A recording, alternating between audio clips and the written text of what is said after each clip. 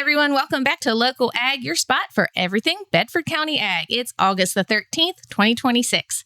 I'm your host, Melody Divers from the Bedford County Ag Advisory Board. Today's our 24th episode, and I'm so glad y'all are here. Big thanks to Media Squatch for all they do for local ag here in Bedford County. They have been community partners with us from the beginning. So, if you live, drive, or work in our area, you know that our roads are unique. They carry school buses, commuters, mail carriers, and especially this time of the year, and pretty much any time of the year, our local farmers moving equipment from field to field. Today, we are diving into a topic that hits very close to home for so many of us: how to safely share the roadway with farm equipment and our local farms. So our main goal today isn't to point fingers or complain about traffic.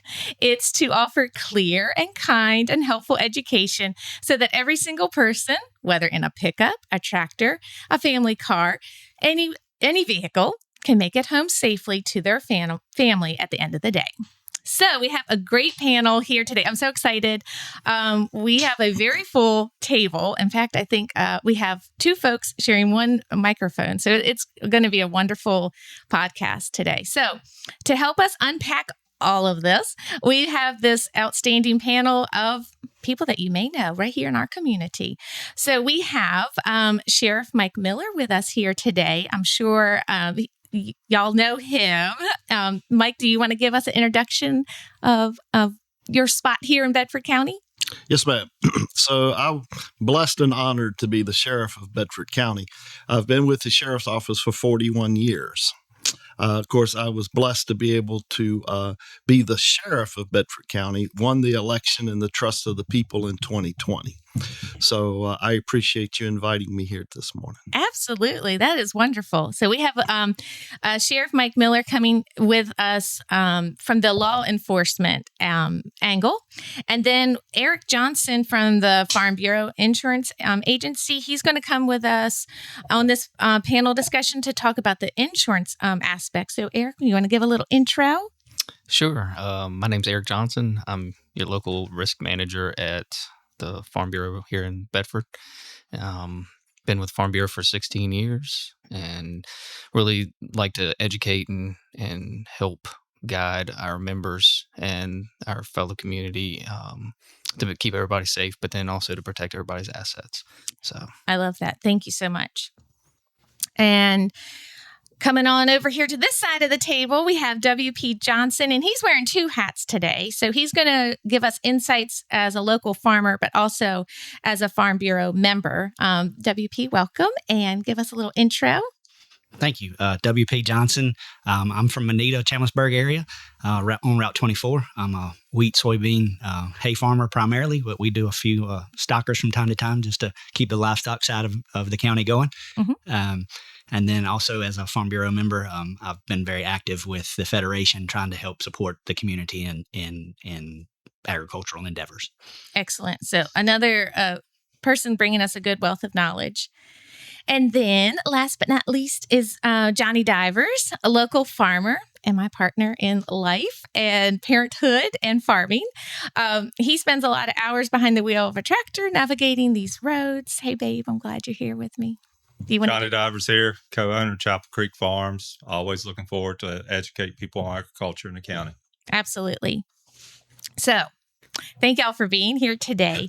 And our listeners know this, but we try to have a very casual essence here on the podcast. Sometimes it just feels like we're sitting on the porch, chit-chatting, and that's really what we want. We just want everyone to feel comfortable here. And so the guests, if there's a question that speaks to you, go for it. But I think number one, Sheriff Miller, I think you get to do this one. No problem. So the first question is the legal rights to the road. So let's just start with the basics. When drivers encounter a tractor moving a little slower than, we like to go, maybe 15 or 20 miles per hour or so on a main road, people do get frustrated and they can get irritated. So, Sheriff Miller, what is the legal status of agricultural equipment on public roadways in Virginia? Okay. So the Code of Virginia addresses all of the farm machinery, is what it does on our highways. And they do have the right to drive on our roads. And as you said earlier, the big thing is to share the road and to know that. So in Bedford County, we live in a rural county. So our job is to know that farm equipment is going to be on our highways. So if we can leave our residents 10, 15 minutes early, just so when we encounter those farmers, to know that they have a very important part of life, because they are the farmers. They put the food on our tables, whether it's through livestock or through beans and everything else. So we need to know that. But to get back to the question, the code section does say that the farm machinery or tractors can operate on our highways between tracts of land and to repair shops is what it can be. So over with, slow moving, as long as they've got their decals on it, which I'm going to say 99.9% of our farmers here do that in Bedford County because they've been born and raised farmers and they know how to do that and they do it suitably. So we need to understand that we do need to share the road, take time with them because they are legally obligated to drive on our roads. So there are code sections that says and gives them permission to drive on our roads. I love how you back that up. That is very helpful. So if someone were to say that tractors and or farm equipment obstructs traffic, how do you answer that? Yes, it's dealt with through the code section, and the code section very clearly tells us that it's not obstruction, that they can be on the highways legally is what they can be because they are a vital part of our community. Okay. So that's already been covered through our code section. So you just do a friendly refresh when if someone says that. That's right. So the slow moving vehicle emblem, can you share with our listeners what that is? And I'm sure they've seen it. They just maybe didn't realize that's what it was called. Yeah. So that's the orange placard. It looks like a triangle that's on the back of all of our tractors and all of our farm equipment is what it is. And when you see that, you know that they're legally able to be on that highway. So be courteous, be patient, because at the end of the day, we're all going to sit down to the table and we're all going to possibly eat produce or products that come from that farm. High five. Yes. I can't reach it over there, but high five. I like that. That's great. So this is why I was so excited. I just knew it was going to be a great podcast. Question number 1, nailed it. I love it. All right. So everyone else, for the remaining questions, he did the hard one for you. He showed you how to do it. Now, everybody else, when I ask questions, just pop in. If it's your wheelhouse, if it's your expertise, just go for it. But number 1 was definitely his. And I think we were happy he answered that. Okay, so here's question 2. Why can't they just pull over? So a common question motorists ask when they're stuck behind farm machinery is, well, why can't the driver just pull onto the shoulder and let everyone pass? Anybody want to take this one? I'll say from my perspective, most of my equipment is 15, 16, 17, 18 feet wide, generally 25 to 100,000 pounds. If I pull off on the side of the road, I go down, I turn over. The possibilities of foreign objects, whether that be glass bottles or steel or anything else, can puncture a tire and cause even more problems. So I'm glad to pull over if there's a safe, large space for me to pull off of so that people can go by. And I do that on a regular basis if I'm going very far. Yeah. However, just to do it at any place is not wise, smart, safe, or could cause a bigger catastrophe, especially in my equipment operation. That, would involve tow trucks and police and, massive delays. And I don't want to create that for anybody else. I want to be on and off the road as fast as possible to let everybody else move on and then me get to my farming operation. Correct. Johnny, do you have anything you want to add to that? About the same. It's easier to say to pull over than it actually is to pull over. A lot of our equipment we can't see around to get back out on the road. It's just not a safe option a lot of times, not unless we have a good area to pull off into. Yeah, that was my next thing is, you do have soft shoulders and, I'm not throwing any shade, but the roadways are a little grown up here lately. There's hidden culverts, there's mailboxes, steep drop-offs and things like that. And so those are your unknowns. But the other thing is re-entering traffic once, the folks have passed. And so I think it all just boils down, really, it may take a little bit longer, but hey, we're all going to get there. But then that's the And it's also for our farmers, they're so respectful of other people's property. So with this big equipment, if they pull over just in anybody's property or anywhere, then they could do more damage to their neighbor's property than they could by just staying on the road and waiting to get to that perfect place that they could turn over. So there's a lot of artwork to this, it's a lot to driving this big equipment. It really is. And they are so respectful because they have all the land, and they know that, and they want people to be respectful to their property and to their crops, that they want to also return that favor to everyone else. So I think it's a lot to do with that also, is the respect of other people's property. Very good point. I love this. Question 3 is a good one to have right after this. Why don't they just pull over? Well, why don't they just wave us around? Why can't we just do the come on, wave you around? Bedford County, we're welcoming. I'd say we're good welcoming folks here, and we're polite, like you just said, and considerate. So a lot of people I have heard, social media or just in conversation, they just wonder, why doesn't a tractor just wave you around? So what anyone here at this table can answer this. What are the legal liabilities and safety hazards if you, the operator of the equipment, just do the friendly, you can pass and do the wave around? I'll speak from an old school perspective. I've never fought this in court, so I can't say, truly legally. But at the same time, I was always told if I did the wave around thing, it became on my liability. That's what I heard. And so I don't want to put somebody else's life in my hands, because I got enough to tend to my own and my own family. Yeah. And also I can't see far enough to predict their timeline and their speed of travel and what's actually going to be coming. Yeah, there's too many variables for me to feel that. And then I also don't want to confuse it with hand signals of right and left and stop turns, because I don't always trust the lights on my tractors. Even though they do work, somebody might not be able to see them for dirt, mud, dust. And I still use hand signals for right, left. Most people don't know what those are, but I still use them to try to guide people that I'm turning left or I'm turning right or I'm coming to a slow. And I don't want them to confuse that with, hey, come around, the machine, and then somebody's coming and especially if you're at a curve, it's, the sun's in your eyes. You can't see around, like if it's a bend and, a hill and incline and everything like that. So that's from my personal perspective. That's what I've always heard too. Is that truth to that about if you wave them on and there's a situation, it's on you? Is that? Well, that falls into the lawyers. Okay. And we know today, let's just be honest, today is a sue world. Mm-hmm. I'm going to sue you for just about anything. So that happens. But also, I think, is when you wave people around, you got to make sure that it's safe enough because they don't hit your equipment too.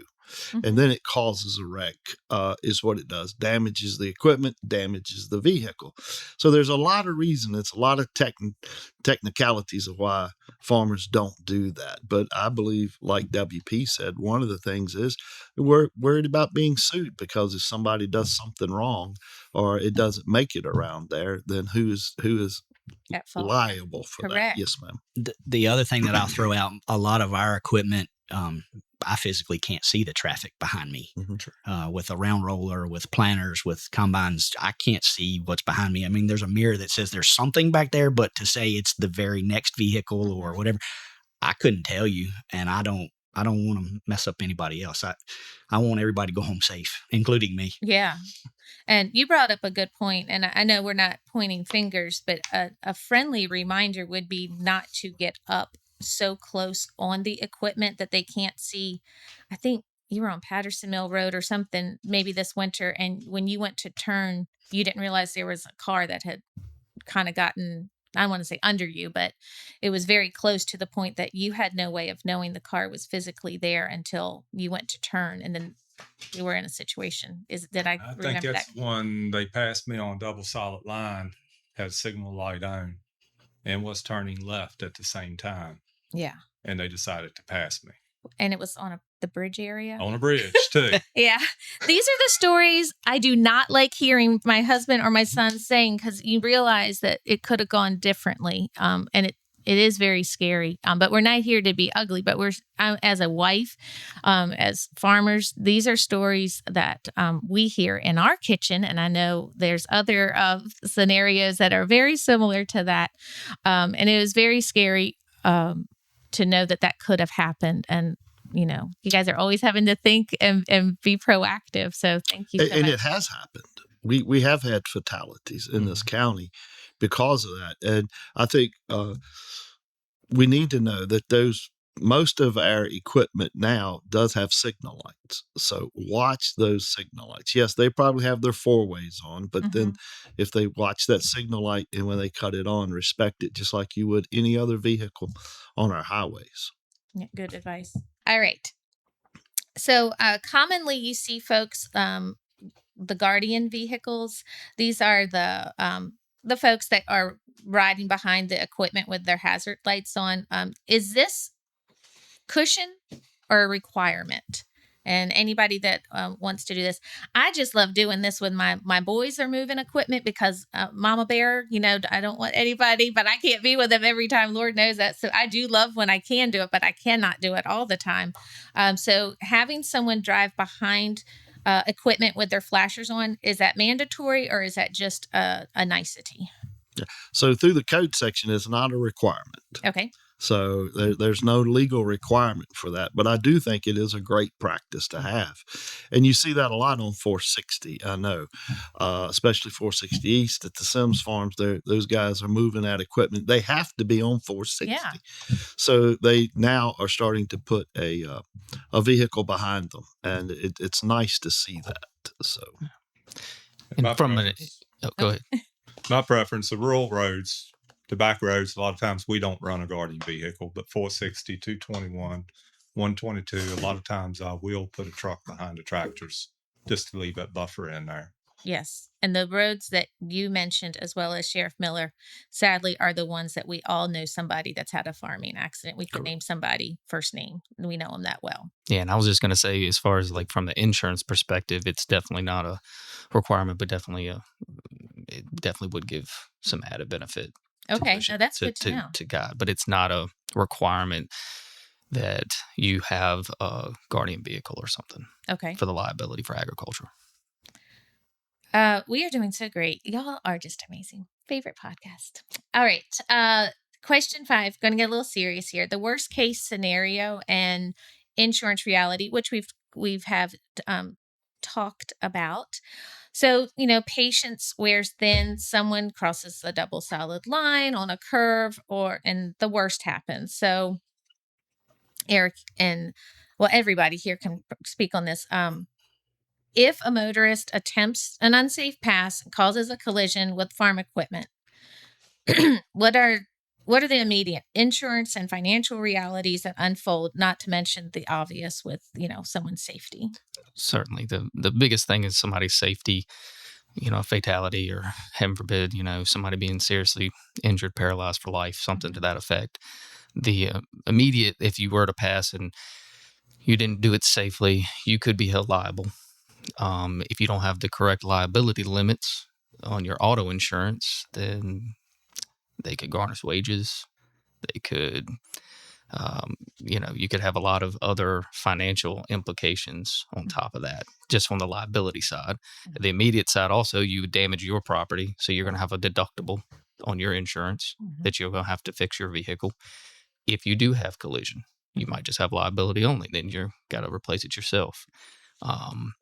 The other thing that could happen, essentially, if somebody was injured and you don't have enough liability, you could be sued and you might need to, do your umbrella. But these claims could stay on your record for 5 years.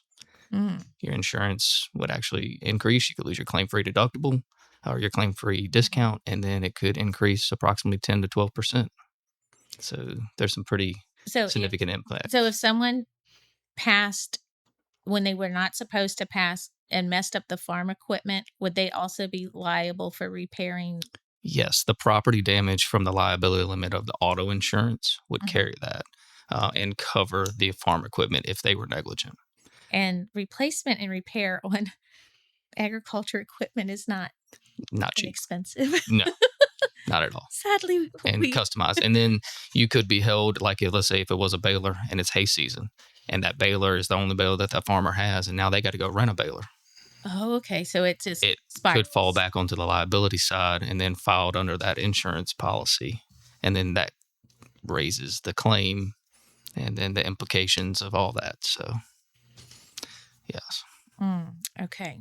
All right.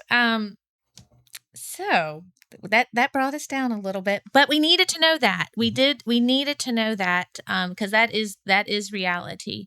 But now I'd like to go to the other end, and I will be contributing to this question as well.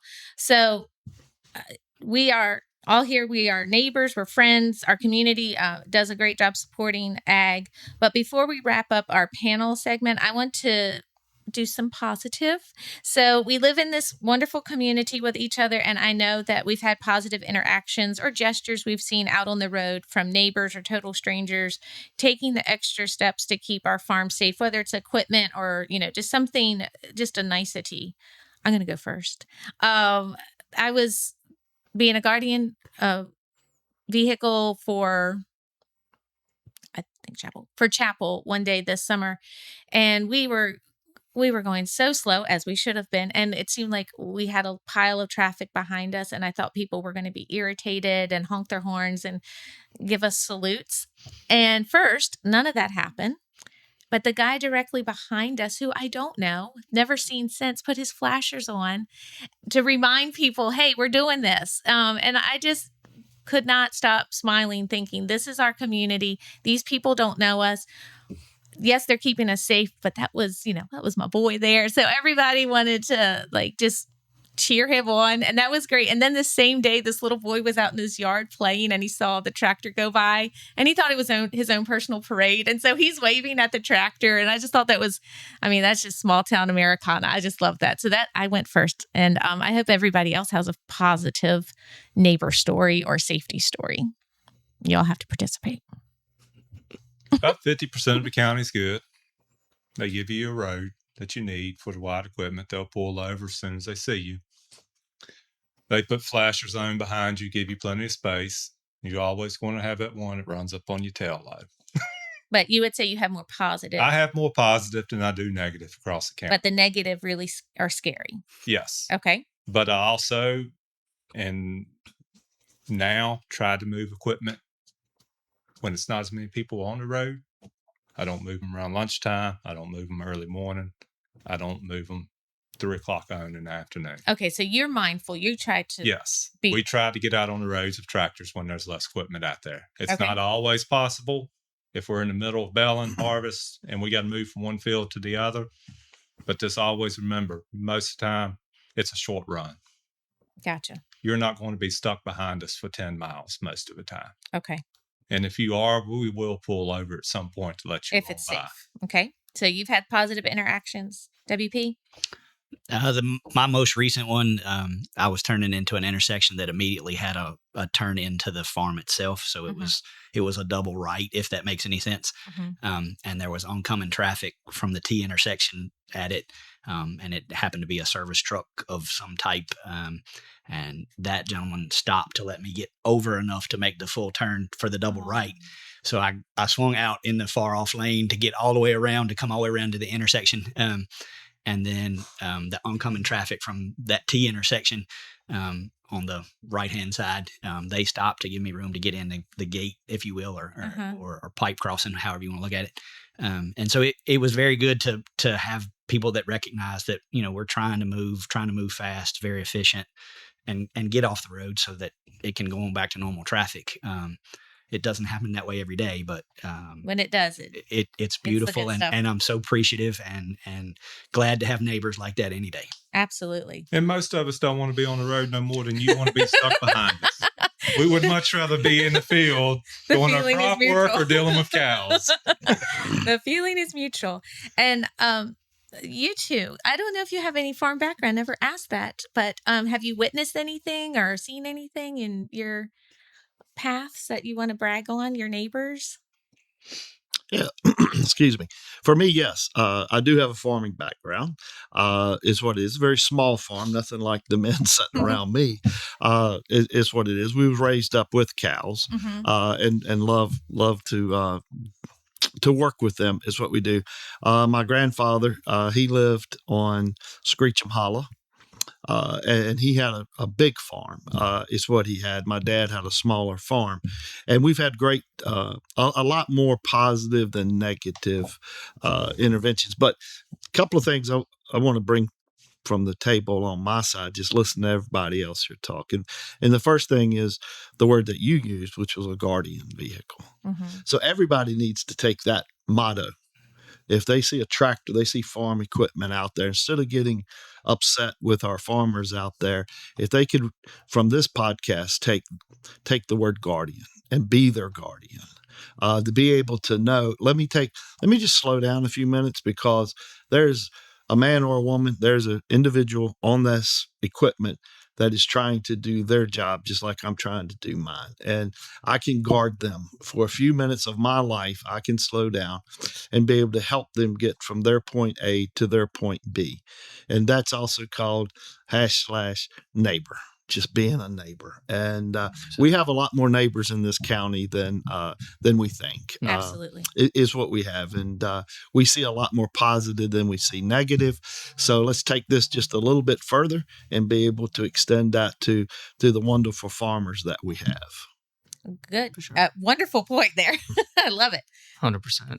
And I do also want to echo, so Farm Bureau, we don't just have the insurance company, we also have the federation side that tries to educate and advocate for our farmers, and not only in the local area here in Bedford, but in Richmond or Washington, right? For our laws and different things to try to be the voice of the farmer. Absolutely. But I do want to thank Sheriff Mike Miller and the Sheriff's Department for partnering with Bedford Farm Bureau, because we have campaigns. You'll see the signs out right now trying to educate everybody that basically road safety is a shared responsibility. Even in my office, like, we have a sign that comes up about this, and we have pamphlets to hand out to the public and thing about slow moving vehicle signs that need to be on the implements and all that, and that the farmers can actually purchase them through Farm Bureau. Okay. We sell them at wholesale price. Good. They can actually get farm use signs, and we try to educate everybody on the farm use tags and things of that nature. So just we're a little bit more than just an insurance company. We're trying to help the community in that aspect too. And if farmers and our agricultural community needs questions, that we're kind of the resource that they can come back to. And if we don't know, we'll find it. We actually have at our home office, we have a safety program department that people can call in and ask about certain laws or certain things that they need to do and things of that nature. Not a lot of people realize that on the commodity side. Okay, and that's something that producers, you said, can reach out to they can actually call the Farm Bureau Federation in Richmond. We have at our home office, and they actually have a whole department for safety. They come out with all these different brochures that I brought with me today here to kind of show you guys, but that's just a little bit more. But no, that's wonderful. I think it's wonderful that we're able to partner with our local sheriff's department to help advocate for and be the Today was clearly not the first day that you had met. I mean, I'm sure your jobs, you see each other, but I could tell from an ag point of view, you all were in sync, and there was a relationship already established. Well, before we go into Eric a little bit more, I just wanted to say huge thank you. This went amazingly. I knew it was going to be great. A lot of intelligent, meaningful conversations were shared here today. So thank you, Sheriff Miller and Johnny and WP. But Eric, you're not done. So Eric, we just have a few minutes left, but I want you to share some crucial, high value insights specifically tailored for our local farm owners and operators, regarding the overall importance of being properly insured, especially when moving machinery and managing those roadside risks. Yeah, 100%. So not a lot of people realize when they get homeowners insurance, they think that, okay, if I go get a tractor, or if I ride it on the road, that my liability will be there and to cover me. if you're pulling implements or if you're crossing roads to go cut hay or bush hog or anything to that effect, have a rake behind you, anything like that, you may need to get something not an HO3 contract, which homeowners is, but an FO6, which is a farm owner policy. That actually gives you agricultural liability on and off premise if you're renting, not just at your farm that you own, but if you're renting Your land, leased within properties. 75 miles of the residence, you can actually have liability extended to that land as well while you're moving equipment. Because it's super important that the farmer, because let's say they didn't see and they swerve, and let's say a bale spear were to hit somebody's vehicle and the farmer was actually at fault, Mhm. not just the driver, because we've been Mhm. talking about drivers, but maybe the farmer made, an accident. Well, they need to make sure they have the right liability so that they can fix that vehicle and cover the property damage, or if somebody were to get hurt or something to that effect. The cost of this is very, very minimal. Okay. Okay, so depending upon your acreage, but on average, you're looking between about $85 a year for $1 million of liability coverage. Say that one more time. That's about $85 a year of premium for about $1 million of Okay. liability coverage. So we're not talking about breaking the bank, guys. Okay. It's super important. Review your insurance. Even if it's not with Farm Bureau, if it's with another carrier, anything, review your That's- liability limits, review your homeowners, ask questions. Hey, I have a tractor.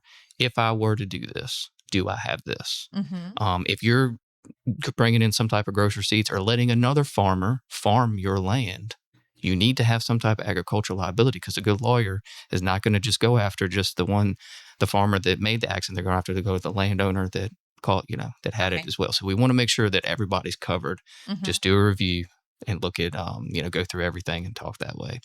So I just kind of want to bring that to everybody's Yes. to light, that Mhm. you just want to review your stuff and go over your insurance policies to make sure that you are having the right coverage. Absolutely.